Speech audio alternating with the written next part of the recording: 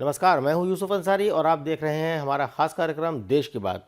और आज हम देश की बात करेंगे दिल्ली बीजेपी के प्रदेश अध्यक्ष सतीश उपाध्याय जी के साथ। सतीश जी, आपका इस कार्यक्रम में बहुत बहुत स्वागत है। बहुत बहुत नमस्कार।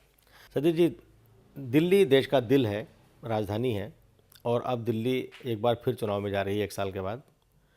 तो दिल्ली से क्या उम्मीदें हैं? निश्चित रूप से दिल्ली से बहुत उम्मीदें हैं और आपने कहा कि दिल्ली देश का दिल है, दिल्ली देश की धड़कन है।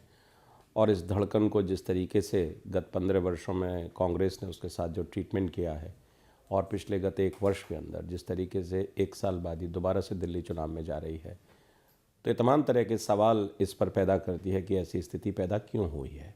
और आज दिल्ली के लोग दोबारा से इस मतदान के लिए दिल्ली में जा रहे हैं।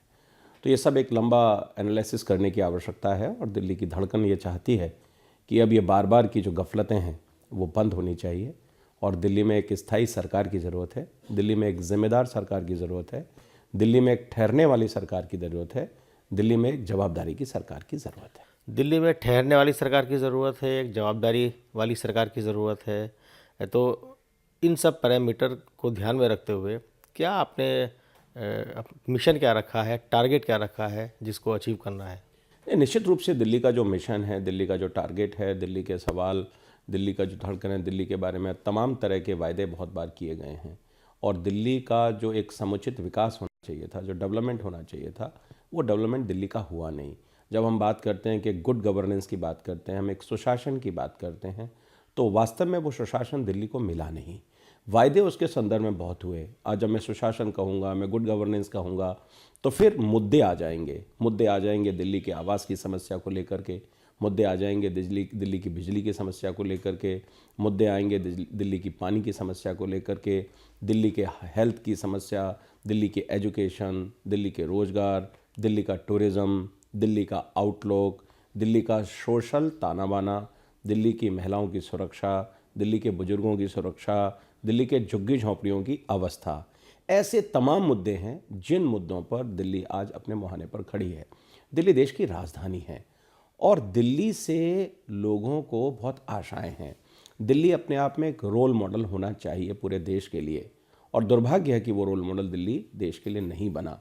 हम अलग अलग मुद्दों पर बातचीत कर सकते हैं और भारतीय जनता पार्टी का ये मत है कि हम निश्चित रूप से जो होने जा रहा है, प्रधानमंत्री मोदी जी के नेतृत्व में, हमारे राष्ट्रीय अध्यक्ष अमित शाह जी के नेतृत्व में, फरवरी में जब चुनाव होंगे, जो 1 आध दिन में चुनाव जैसा लगता है कि डिक्लेयर होने वाले हैं, चुनाव होंगे, तो निश्चित रूप से एक अपनी जिम्मेवारी को समझते हुए दिल्ली को हम एक शानदार सरकार देंगे और दिल्ली का सुनियोजित प्लान डेवलपमेंट निश्चित रूप से हम करेंगे। अभी 2 राज्यों के चुनाव हुए, वहाँ जो बीजेपी की तरफ से एक टारगेट फिक्स किया गया था, जम्मू कश्मीर में मिशन 44+ और झारखंड में मिशन 60, लेकिन वो मिशन पूरा नहीं हो पाया। तो उसको देखते हुए दिल्ली में क्या एहतियाती कदम ज़्यादा उठाए जाएंगे? दिल्ली में भी बीजेपी की तरफ से कहा जा रहा है कि 60 सीटें हम जीतेंगे। देखिए, आप जहाँ तक आपने जम्मू कश्मीर की बात कही है, मुझे लगता है कि आज़ादी के बाद पहली बार एक नया इतिहास वहाँ के चुनाव में बना है। और जिस भारतीय जनता पार्टी को वहाँ पर बिल्कुल ये समझते थे कि उनकी कोई भूमिका नहीं है, और वहाँ आज़ादी के बाद सबसे ज़्यादा सीटें 25 सीटें वहाँ पर आई हैं। और आज हम वहाँ पर सरकार बनने और बिगड़ने, और सरकार बिना भारतीय जनता पार्टी के बनना असंभव सा है। तो मुझे लगता है कि एक बड़ी उपलब्धि, और ख़ास करके वैली के अंदर जहाँ पर हम अलगाववाद की बात करते हैं, जहाँ पर हम मुस्लिम मतदाता बहुत ज़्यादा हैं, जहाँ पर भारतीय जनता पार्टी को एक डिफरेंट दृष्टिकोण से देखा है, श्यामा प्रसाद मुखर्जी ने वहाँ पर बलिदान किया था जम्मू कश्मीर के लिए, तो निश्चित रूप से हमारे लिए बहुत उपलब्धि की बात है। झारखंड का जहाँ तक सवाल है, हम पूरी मेजॉरिटी में वहाँ पर आए हैं।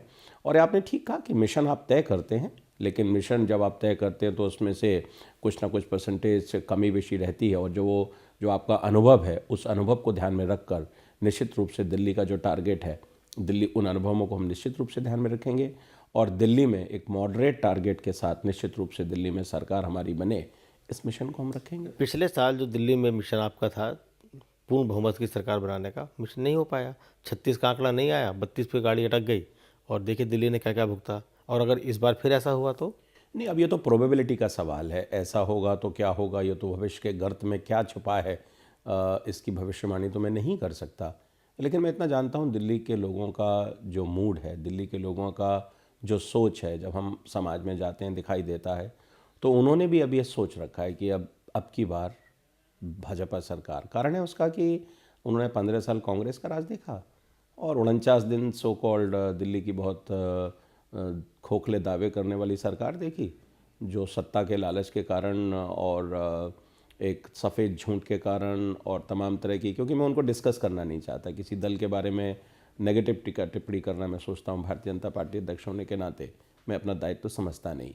लेकिन ये ज़रूर है कि दिल्ली के लोगों को उन सब की सच्चाई, उनका 15 साल का कुप्रशासन, उनका भ्रष्टाचार, उनकी बैड गवर्नेंस उनके सामने है और 49 दिन के जो खोखले वायदे हैं पार्लियामेंट के चुनाव में, लोग उसको पहले ही रिजेक्ट कर चुके हैं। लोगों ने अपना जनादेश पार्लियामेंट के चुनाव में दिया था और विधानसभा के चुनाव में हम लगभग, पार्लियामेंट के चुनाव में अगर उसको हम परिलक्षित करें तो 60 सीटों पर हमको बढ़त हासिल हुई थी।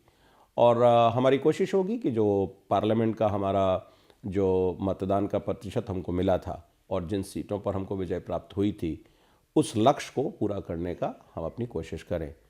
राजनीति है, मुद्दे अलग हैं, पार्लियामेंट के चुनाव अलग मुद्दों पर होते हैं, विधानसभा के चुनाव अलग मुद्दों पर होते हैं और मुझे सच को कहने में कोई गुरेज नहीं है कि उसमें हम अपना मिशन ज़रूर ये रखेंगे कि हमको वही मतदान जो मिल चुका है, कोई अतिरिक्त बात हम नहीं कह रहे हैं, वो हमें मिले, ये हम मानते हैं सर।